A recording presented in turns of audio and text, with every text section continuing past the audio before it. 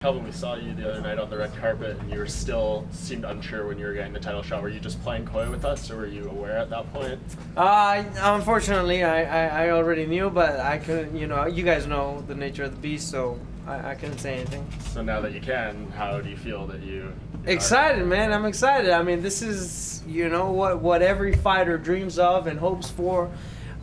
Some people wish for it and dream for it their entire lives and never get to it, and I'm here, man. So I couldn't be any more happy for this opportunity. Was it a little tough not being able to talk about it and knowing and basically? Yeah. Well, it's just how it is. They tell us not to say anything until it's announced. So I mean, it is what it is. What about coaching on The Ultimate Fighter? Who do you plan to bring as far as coaching staff and all that? Yeah, well, I plan on bringing my coaches, the guys that helped me out in Kings, the guys that helped me out when I started as well. Rafael Cordero is going to be coming in back and forth from Huntington Beach, as well as my guys from Kings.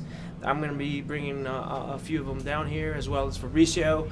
He might make an appearance, and a couple other guys. You're a product of The Ultimate Fighter. Now your first title shot will come from The Ultimate Fighter. How does it feel man. to have this all come It kind of, it's all coming full circle, man, and I mean, it's insane, and I'm honored. I mean, I'm just blessed, man. I mean, I'm just riding the bus until the wheels fall off, you know what I mean? And and this could all be taken away tomorrow, so I'm excited. Do you like that you're coaching TUF before the biggest fight of your career? I like that I'm doing that. I'm doing whatever it takes to get the title shot. If there's title implications, then I'm doing it, no matter what it is. If we have to wait till the end of the year to fight, then I'll wait out till the end of the year. But I know that for sure I'll be fighting for the world title, which is ultimately what I want. But also on top of that, like the Ultimate Fighter, when I got into it, I mean, it meant the world to me. This was a huge opportunity in my life, and it meant the world to me. So I'm going to try my best to be able to help these guys out. How do you think coaching TUF 28 will compare to coaching TUF Latin America? In a lot of different ways, just because we're dealing with heavyweight men, heavyweight, and then featherweight division, featherweight women.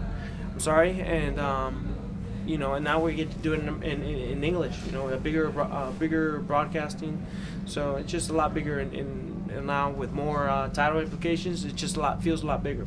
Do you fancy yourself much as a coach?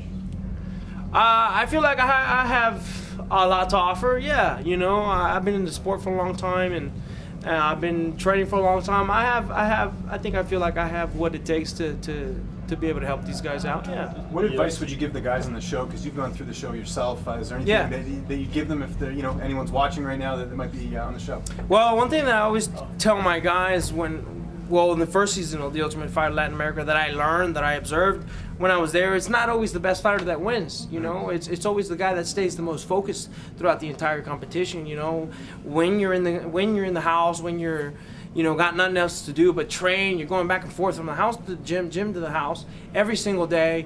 Your mind starts to play tricks on you. You start going crazy. You guys start drinking to kind of just let loose and go crazy, and people wanna bang, So I just tell the people that the fighters that whoever stays the most focused throughout the whole competition is usually the one who wins. I'm curious if you watched the fights last night, and if you did, what do you think of Adesanya's win?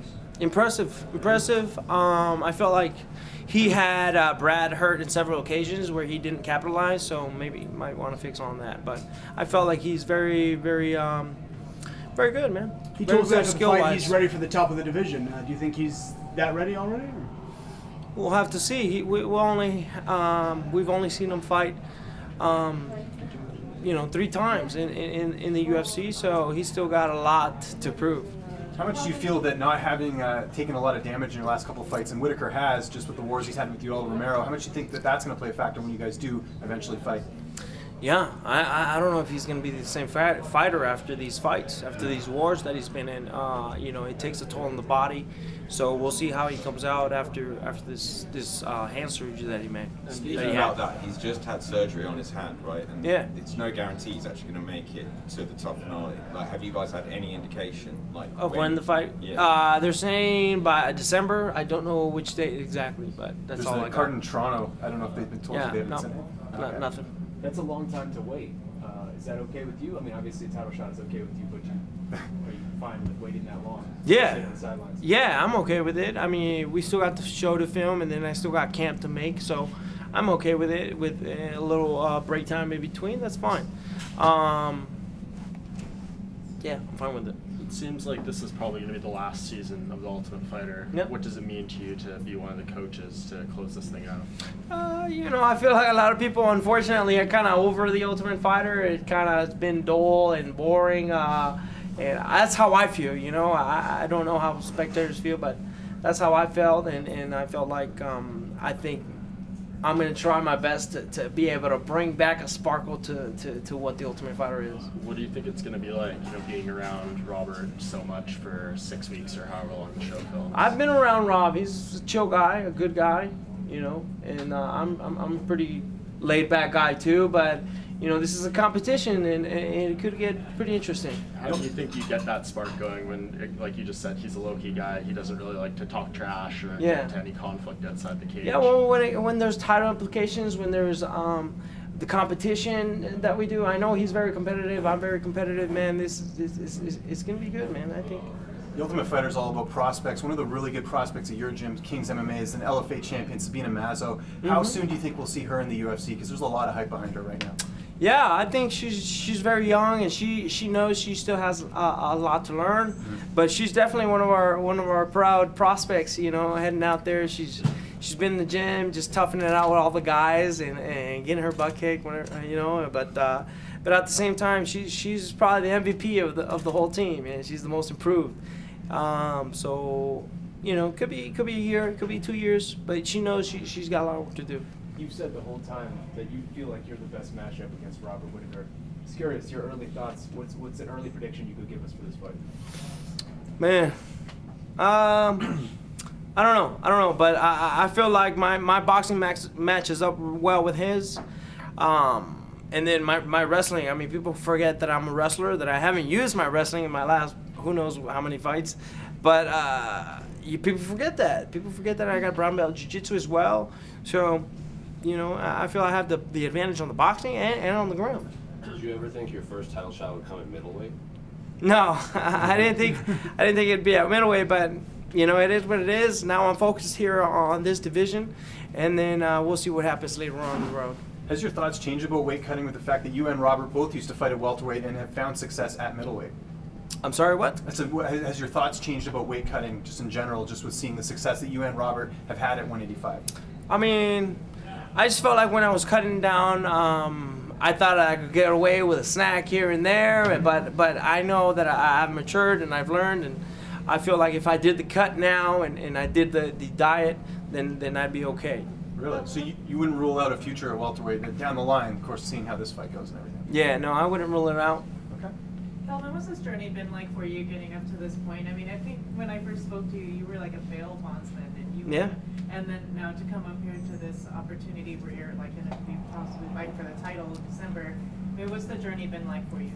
Well, you guys have seen me go from a little 20-year-old kid to now I'm almost 27, fighting for the world title. So I've kind of grown up in front of everybody's eyes, and shoot, I mean, it's just been a lot of growing pains as well. You know, I've made some mistakes. I've been down, but then I've been up again, and then it's just all been a learning experience that's led up to where I am now, to what I'm about to face now. Do you think people continually count you out in these kind of situations, and what does that adversity help do for you? Like, how does that help build for you? Yeah, I definitely think people count me out all the time, but that's the story of my career. You know, it's nothing new, and I'm just going to continue to keep proving people wrong until I have that strap around my waist. You know, Rafael Cordero's groomed a lot of champions. When he first found you were going to get the title shot, did he have any words of wisdom, or what did he say to you? I haven't sat down and talked to him. I just let him know the good news. He said, you know, he's with me. We're on the same page. We know we're going to make it happen. We're going to bring that very happy, I'm sure. Yeah. Oh yeah. We've just been talking through text and voice message, but I haven't been able to be face to face with him yet, just because it's been really recent. Yeah. I didn't know if maybe you told them on this down low. Yeah, no. What would a win against Whittaker mean to you? What does getting that belt mean? Just means, you know, I mean, I come from very humble beginnings, and to be able to be at the top of the world for a little while means a lot. You know, it means you're a champion not only in the UFC, but you know, I feel like a champion in life. You know, you get through obstacles. I feel like life is a fight every day. So to be able to get to where I'm at and get the belt, it just means the world. It's much more than a belt, for sure. Thanks, guys. Thank you. Thanks, guys.